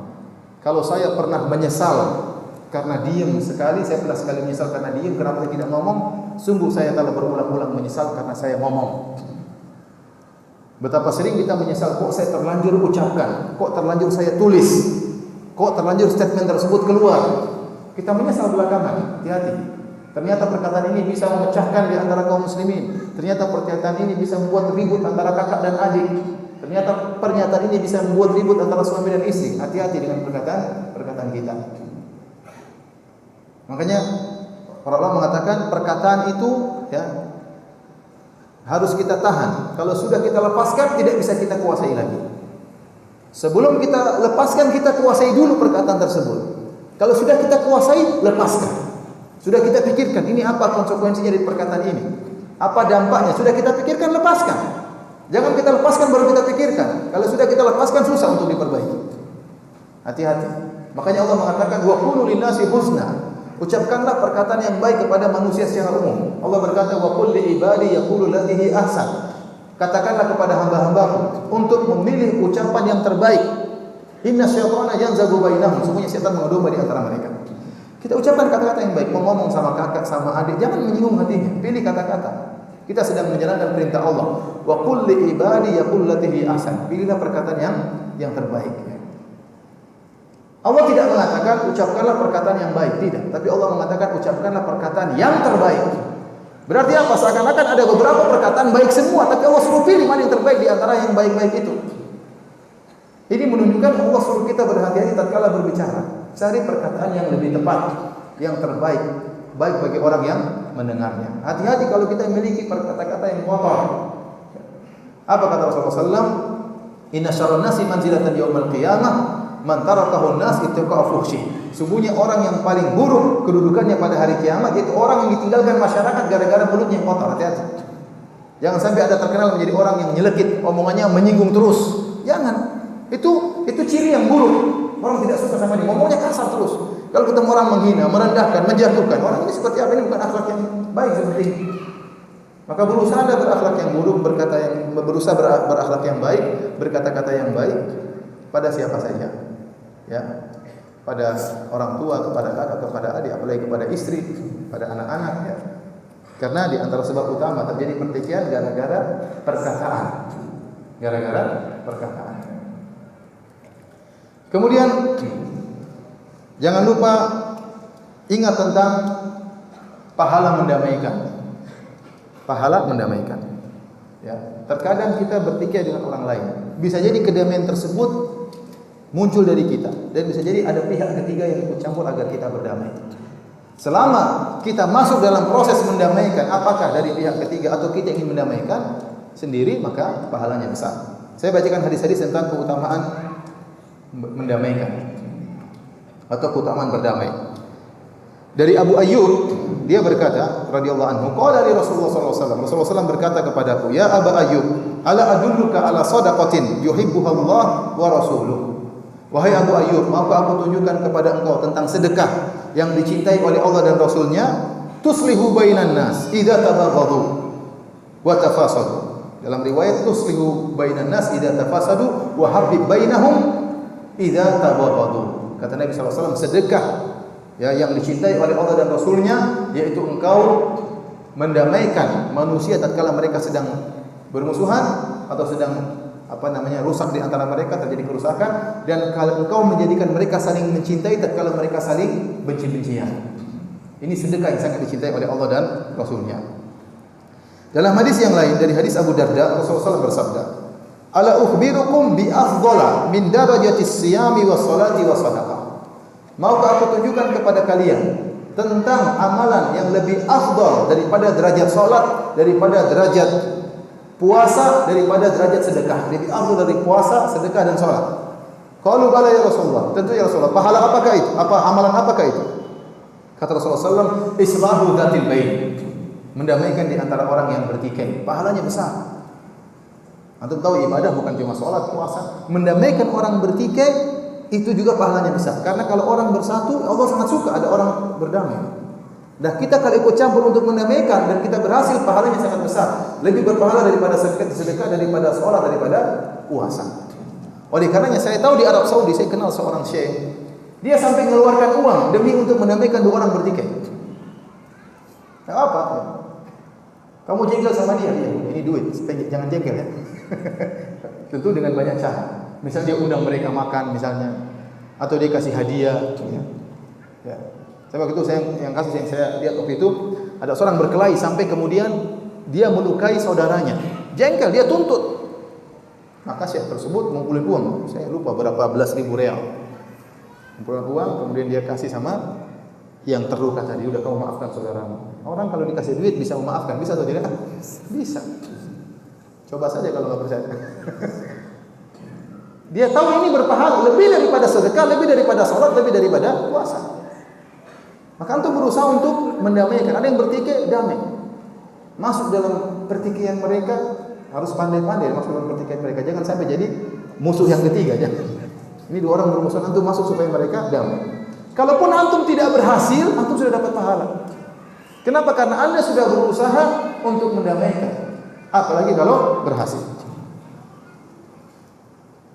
Rasulullah SAW juga bersabda, "Laisal kadzdzabu alladzi yuslihu bainan nas, fayanmi khairan aw yaqulu khairan." Hadis riwayat Bukhari dan Muslim. Kata Rasulullah SAW, bukanlah seorang dikatakan berdusta, seorang yang ingin mendamaikan di antara dua orang. Maka dia datang kemudian dia menukil kata-kata yang baik kepada si A dan kepada si B, atau dia mengucapkan kata-kata yang baik. Perhatikan, ini dibolehkan dusta. Ya. Dalam hadis Rasulullah SAW bersabda, "La yahilul kadhib illa fi thalath." Tidak halal dusta kecuali pada tiga perkara. Tiga perkara boleh berdusta. Yuhadditsu ar-rajulu imra'atahu fayurdiyaha. Seorang laki berdusta kepada istrinya agar istrinya senang. Agar istrinya senang, ini dibolehkan. Kemudian al-kadhibu fil harb, boleh juga berdusta dalam peperangan. Dan yang ketiga, dusta li islahi dzatil bain, berdusta dalam rangka untuk mendamaikan. Dan Al-Imam An-Nawawi rahimahullah dalam syarah Sahih Muslim dan juga Al-Hafidz Ibnu Hajar rahimahullah dalam Fathul Bari merajihkan bahwasanya dusta yang dimaksud dalam hadis ini adalah dusta benar-benar dusta, asli dusta. Jadi benar-benar bohong dalam rangka untuk mendamaikan. Benar-benar bohong untuk menyenangkan istri, benar-benar bohong dalam perang dibolehkan. Dan Rasulullah SAW ya membolehkan hal ini. Contohnya dalam peperangan kita menunjukkan seakan-akan kita lemah, ternyata kita kuat untuk menjebak musuh. Atau sebaliknya kita menunjukkan seakan-akan kita kuat, ternyata kita lemah dalam rangka untuk menggentarkan musuh. Ini boleh. Bohong boleh dalam peperangan. Di antaranya seorang wanita dibohongin sama suaminya. Ini juga boleh karena kasih sayang di antara suami istri sangat dituntut dalam syariat. Maka dia boleh bohong, dia bilang engkau tercantik di dunia. Boleh. Boleh. Istrinya tahu dia bohong, tapi istrinya tidak apa-apa meskipun dibohongin. Saya sering sampaikan kepada dalam pengajian saya bahwasanya wanita itu paling suka dipuji dan lelaki itu suka dihormati. Kalau terkumpul keduanya dalam kehidupan rumah tangga, maka rumah tangga itu insyaallah bahagia. Istri menghormati suami, suami suka memuji apa? Istri. Pujilah istri dalam segala hal. Dia masak, puji masakannya, dia bersolek, puji solekan, puji wajahnya. Jangan puji merek anunya. Pokoknya puji dalam segala hal. Dia paling tidak jazakillah khairan, syukran. Seakan-akan kita terkadang lupa ya. Kita kalau orang lain berbuat baik sama kita, kita bilang syukran. Tapi kalau istri kita kayaknya itu kewajibanmu. Lupa untuk bilang apa? Syukran istriku, syukran sayang. Ya, puji dia. Meskipun itu kebohongan, tidak jadi masalah. Ya, masakanmu sangat enak, lebih enak daripada restoran itu. Ya. Waktu lagi tutup restorannya. Maksudnya tidak apa-apa, ini ditutup ya. Di antaranya berdusta demi untuk mendamaikan dua orang yang bersengketa. Boleh kita datang kepada dia, kita bilang, oh si fulan kemarin muji kamu, padahal enggak. Si fulan kemarin doain kamu di masjid. Masa iya dia doain kamu? Kau dengar, saya dengar sendiri. Dia bilang apa? Dia bilang, Allah maghfir lil muslimin. Ya Allah ampunilah kaum muslimin. Kamu kan muslim juga. Enggak bohong enggak apa-apa. Bilang dia sebut namamu, padahal enggak mau sebut. Bilang dia sebut namamu, ini bohong betul? Bohong. Tapi enggak apa-apa. Yang bilang enggak apa siapa? Nabi sallallahu alaihi wasallam, demi untuk mendamaikan. Ya. Cerita yang sering saya sampaikan, kalau ada seorang syekh ingin mendamaikan dua sahabat atau dua saudara yang bertikai, maka akhirnya dia bohong. Dia bilang si fulan undang kamu makan malam, padahal enggak diundang. Akhirnya orang ini bilang, "Syekh, yang benar dia undang saya makan malam. Kamu jangan bohong, Syekh. Jangan bohong untuk mendamaikan." Kata dia, "Saya enggak bohong." Padahal dia bohong. Bilang demi Allah, Syekh, kalau dia undang saya makan. Akhirnya Syekhnya bingung. Terpaksa dia bilang, demi Allah dia undang kamu. Padahal enggak. Akhirnya Syekh ini bingung. Akhirnya dia telepon Syekh bin Baz. Dia tanya Syekh bin Baz, begini ceritanya. Akhirnya saya terpaksa berdusta, bersumpah dengan nama Allah, berdusta. Kata Syekh, sumpah lagi enggak apa-apa, kata Syekh bin Baz. Kenapa? Karena Nabi memang bolehkan bohong untuk mendamaikan. Boleh. Ya, bagaimana dua orang bertikai kemudian kita damaikan, sungguh indah, luar biasa. Kita bahagia lihat dua orang yang berdamai. Kemudian di antara hal yang bisa menghilangkan pertikaian atau mencegah pertikaian, jangan suka berdebat. Jangan suka berdebat. Dalam hadis Rasulullah SAW bersabda, "Ana zaimun bi baitin fi rabadil jannah liman tarakal mira'a wa in kana muhiqqan." Aku menjamin istana di pinggiran surga bagi orang yang meninggalkan perdebatan meskipun dia yang benar. Apalagi perdebatan di media sosial, ngapain ya? Ente enggak waktunya berlebihan sampai debatin orang, ngapain? Ente sampaikan kebenaran, orang tidak terima ya sudah. Sampai ada yang melayani debat. Kita enggak tahu lawan debat kita siapa. Saya pernah berdebat dengan seorang ustaz, tapi debat dengan baik dan di Facebook ditonton oleh banyak orang. Enggak apa-apa, saya tahu siapa lawan saya. Tapi kalau ada siapa orang cerah saya debat, ngapain? Ini bisa jadi cewek, bisa jadi bencong, bisa jadi anak kecil. Ngapain kita layani? Kemudian kita digoblok-goblokin sama dia, padahal dia yang goblok, kan repot. Dan kalau kita tahu siapa dia, nggak apa-apa. Kita nggak dialog, tentunya dialog yang baik. Kalau kita nggak tahu ngapain kita debat.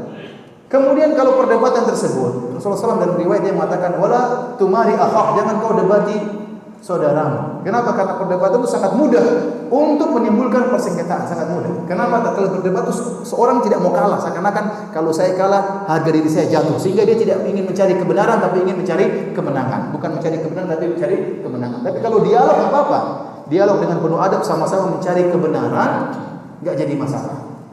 Tapi sering berubah, tidak mencari kebenaran tapi mencari apa? Kemenangan. Apalagi sudah disertai angkat suara, sudah tinggalkan.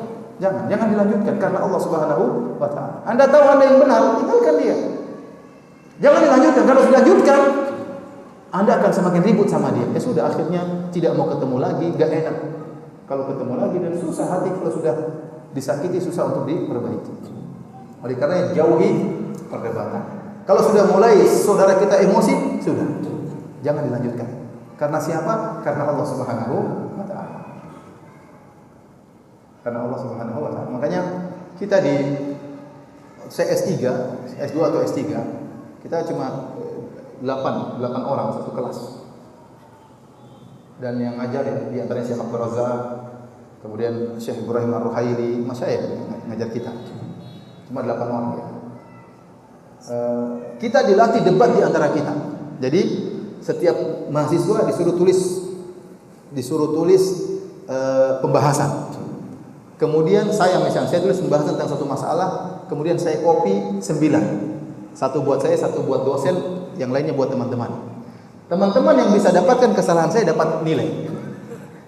Jadi semangat cari kesalahan saya, dan saya berusaha mempertahankan pendapat saya. Ya, terjadi dialog, tapi berdialog dengan adab. Kita dilatih untuk berdialog dengan apa? Dengan adab, dan itu bisa terjadi. Awal-awal waktu kita masih S2, kita ribut, berkelahi. Karena kita belum kenal sebelumnya, kemudian seakan-akan waktu teman saya yang mengkritik dengan kasar, ya, kamu ini ngambil dari mana? Pokoknya kasar lah, sehingga terpancing. Namun lambat laun berjalan waktu, apalagi setelah kita S3, kita semakin sadar ternyata ini latihan untuk kita berusaha terbiasa berdialog dalam rangka mencari kebenaran, ya. Dan kita memang dilatih seperti itu oleh guru-guru kita. Oleh karena maksud saya, tinggalkan perdebatan. Kecuali perdebatan tersebut Anda rasa itu dialog untuk mencari kebenaran, maka lanjutkan. Tapi kalau sudah mulai emosi, mulai ngawur, mulai bicara tentang kesalahan yang lain, tidak fokus, tinggalkan saja. Kemudian di antara hal yang bisa mencegah terjadinya pertikaian, sudah habis waktu ya? Belum. Di antaranya, kalau bersahabat jangan terlalu dekat. Bersahabat sama siapa saja, laki dengan laki-laki maupun perempuan dengan perempuan, ibu dengan ibu. Jangan terlalu dekat. Persahabatan yang terlalu dekat, yang tadinya dibangun karena Allah Subhanahu wa taala, bisa berubah karena syahwat, hawa nafsu. Dan kalau persahabatan tersebut sudah karena hawa nafsu, bisa ujung-ujungnya bisa pertikaian. Dan ini sering terjadi. Terutama di kalangan ibu-ibu. Dulunya teman, sekarang musuhan. Sering terjadi seperti itu. Akhirnya ibu bikin geng ini, geng anu, geng ini. Gara-gara persahabatan terlalu dekat, dan bukan karena Allah tapi karena hawa nafsu. Di antara contoh persahabatan karena hawa nafsu, misalnya si A dan si B bersahabat. Tahu-tahu si A diajak si C jalan-jalan. Si B enggak tahu, si B marah-marah. Kamu itu pergi sama C enggak kasih tahu, kamu marah-marah. Ya, seakan-akan si A harus bersahabat sama si B, tidak ada sahabat yang lain boleh masuk. Ini berarti karena syahwat. Kemudian di antaranya terlalu sering mengunjungi, tiap hari mengunjungi. Datang ke rumahnya, besok muncul lagi. Akhirnya ngobrol terus, akhirnya si akhwat ini kurang waktu untuk ngurus suaminya, kurang waktu untuk ngurus anak-anaknya. Kemudian kalau ngobrol tiap hari, ngobrolnya itu saja antara dia. Sudah habis ngobrolan, mulai ngobrolan orang lain, tercenderung dalam ghibah, dalam namimah. Terlalu banyak ketemu. Laki-laki juga demikian. Makanya dalam hadis Rasulullah SAW bersabda, "Zur ghibban tasdad hubban." Kunjungilah jarang-jarang, akan timbul semakin cinta di antara kalian.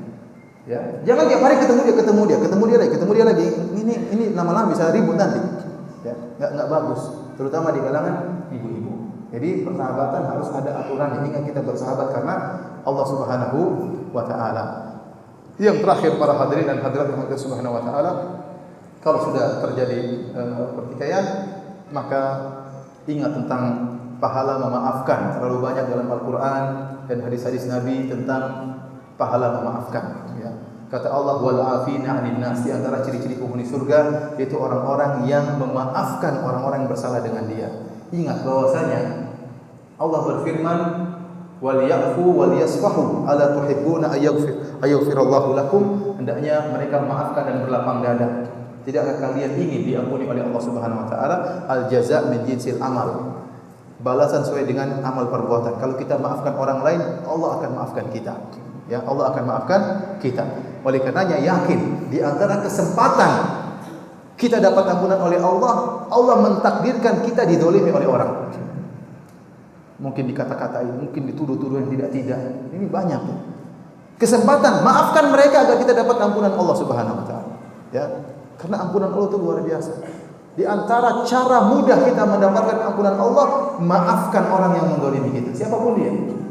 Mau kakak kita, mau ibu kita, mau istri kita, ya. Justru orang-orang terdekat kita yang harus lebih utama kita ampuni. Teman kita, ya, siapapun mendolimi kita di Facebook, di media sosial, maafkan mereka, tidak ngerti, maafkan. Ini kesempatan kita dapat ampunan dari Allah Subhanahu wa taala. Kemudian kalau orang memaafkan, dia akan hidup bahagia. Ya, saya sering sampaikan, hati kita itu kecil. Banyak yang kita pikirkan, pikir istri kita, pikir anak-anak kita, pikir mencari nafkah. Bagaimana belajar agama yang benar, bagaimana belajar Al-Quran, bagaimana belajar hadis, kapan menghafal Quran, kapan menghafal hadis, kapan murojaah pelajaran. Sementara kalau kemudian sebagian dari memorinya kita gunakan untuk mikir musuh kita, ini ngabisin waktu. Mikir dia lagi, mau tidur mikirin dia, enggak enak hidup ini.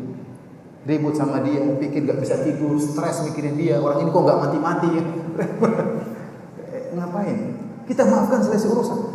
Mudah-mudahan Allah maafkan dia. Kalau kita jantan, kita doain dia. Kalau ente memang hebat, doa dalam sujud, ya Allah ampuni dia ya. Memang dia kurang ajar ya Allah, tapi ampuni dia. Ampuni dia. Benar-benar ente lebih lega. Lebih apa? Lega. Namun itu berat.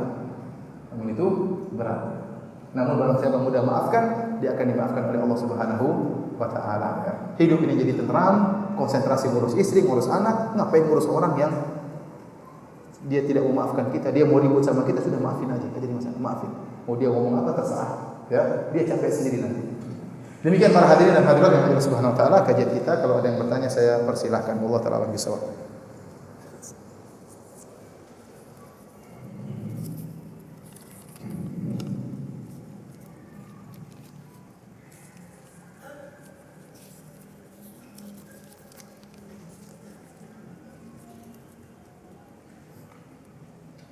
Jika tadi Ustaz menjelaskan tentang keutamaan mendamaikan orang yang bertikai, lalu apa keutamaan minta maaf dan maafkan orang?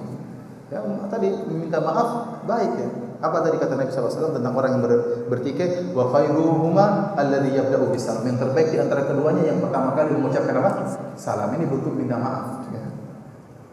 Kemudian kata Rasulullah SAW, wala yazidu 'abdan bi'afwin illa izzan. Kata Nabi SAW, tidaklah seorang hamba memaafkan kecuali semakin bertambah kemuliaannya. Ini hadis Nabi harus antum yakini. Kata Nabi, tidaklah seorang memaafkan orang lain kecuali dia semakin tinggi di sisi Allah, semakin tinggi kemuliaannya. Orang semakin hormat sama dia. Kenapa? Dia mudah memaafkan orang. Cepat atau lambat, mungkin depan kita setan akan datang kepada kita. Ente ngapain maafkan dia? Kalau ente maafkan berarti ente jatuh, ente kalah, ente enggak punya harga diri. Jangan maafkan dia, lawan dia. Itu setan seperti itu. Tapi ente yakin dengan hadis Nabi SAW, tidaklah seorang memaafkan kecuali akan dimuliakan oleh Allah Subhanahu wa taala. Yang kita lihat ada sebagian orang seperti itu, dicela, dimaki, dia bersabar, dia tidak balas. Allah tinggikan derajatnya. Meskipun tidak langsung, tapi belakangan Allah akan tinggikan derajatnya. Oleh karenanya ini kemuliaan memaafkan.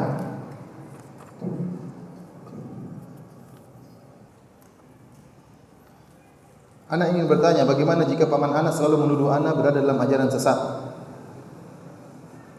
Menurut majelis yang diikuti, mana anak juga ikut ini katanya sesat.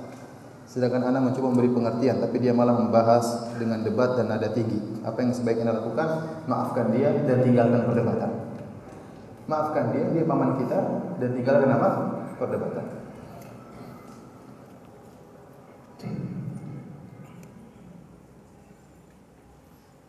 Karena saya dulu pernah jatuhin anak kakak ipar dan sampai sekarang belum pernah menyapa. Bila kita bertemu tidak pernah saling nyapa. Apa yang harus saya lakukan, Ustaz? Minta maaf. Datang kepada dia minta maaf, kalau perlu kasih hadiah, terutama kepada anak yang pernah kita jatuhkan itu.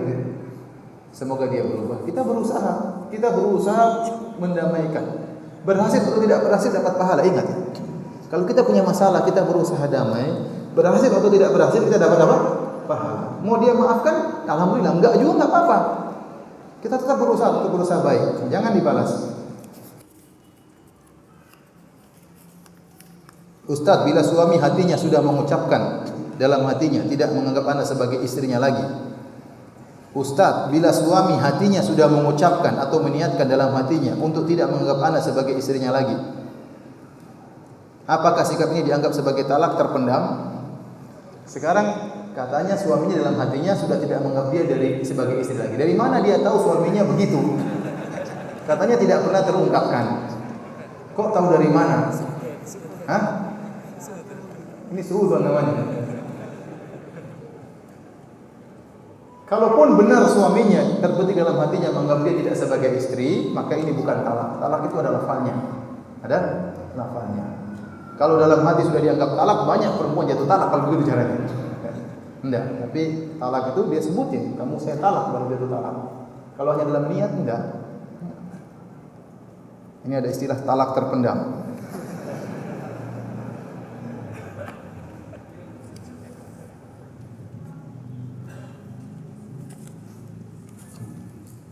Sebab suami sudah tidak mau menyentuh anak lagi, sudah 9 bulan. Menyedihkan. Dengan alasan sudah hambar, tidak bisa sejalan lagi dengan anak. Dikasih bumbu supaya enggak hambar ya. Jadi coba jangan dibiarkan, 9 bulan itu waktu yang lama. Ya. Ketemu dengan suami, apa kekurangan saya berusaha perbaiki ya. Cari keridhaannya, berdoa kepada Allah yang bolak-balikan hati manusia ya. Agar kehidupan bisa baik kembali. Saya baru dapat kasus ada seorang bermasalah sama istrinya, ya, sampai bertahun-tahun, 2 tahun kalau tidak salah. Istrinya pergi, tapi alhamdulillah sekarang kembali lagi. 2 tahun bayangkan.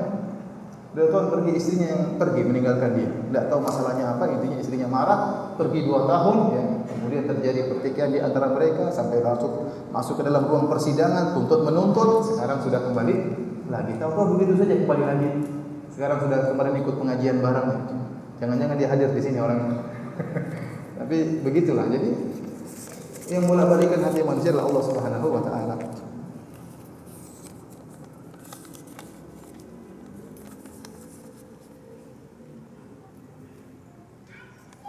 Saya ta'aruf dengan seorang akhwat, tiba-tiba akhwat tersebut memutuskan ta'arufnya dengan saya karena si akhwat memilih ikhwan lain dengan beralasan yang tidak sesuai syar'i.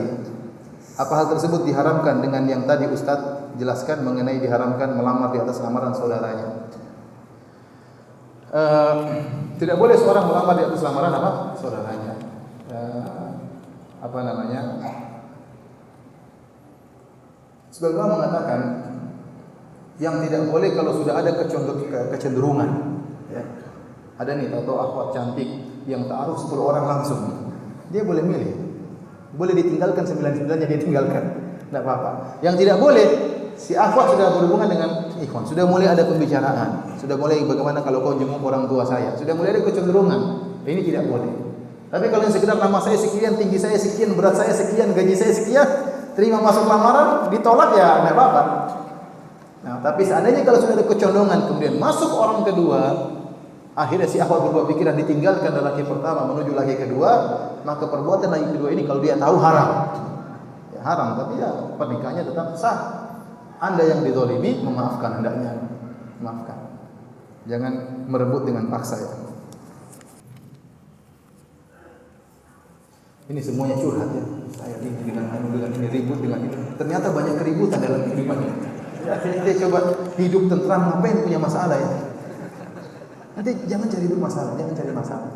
Ingat, kalau Anda tidak bisa berteman dengan orang, tidak harus dia jadi musuh Anda. Paham? Ustaz, saya tidak bisa bergaul sama dia. Sudah, jangan jadikan musuh, enggak usah gaul, enggak apa-apa. Tapi jangan jadikan apa? Musuh. Hidup biar hidup tentram, ada konsentrasi, dakwah konsentrasi, kerja konsentrasi, ngurusin anak konsentrasi. Ini butuh waktu banyak. Ngurusin anak, sekolah anak gimana, hafalannya bagaimana, ngurusin istri supaya benar gimana ngajinya. Ini butuh waktu banyak. Kalau bisa enggak ada masalah, jangan cari masalah. Punya masalah, maafkan, selesaikan segera. Ini semua tadi ini sini masalah semua. Oleh karenanya ikhwan, latih diri untuk jangan cari apa? Masalah. Ini lagi masalah lagi.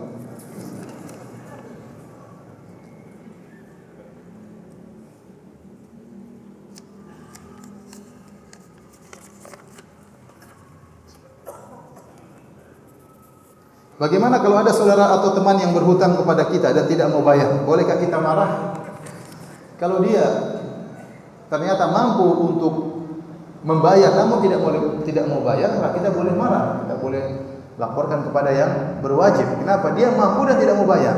Beda kalau dia sudah berusaha kemudian tidak mampu bayar, maka kita disuruh untuk menunda sampai dia mampu. Atau kita potong utang dia. Ya sudah, utang kamu 10 juta karena kamu tidak mampu bayar aja 5 juta. Atau kalau lebih jago lagi, sudah kamu tidak usah bayar sama sekali karena kita tahu dia memang dalam kondisi apa? Susah. Jadi masalah dia berutang sama kita, tidak pernah bayar hutang tapi beli mobil baru, beli rumah baru, kawin lagi. Nah, ini bikin masalah ya. Boleh kita laporkan kepada pihak yang berwajib karena dia dalam rangka menegur dia. Khawatir kalau dia meninggal punya utang sama kita, dia bahaya di akhirat kelak. Ya. Nah, apa kita tegur?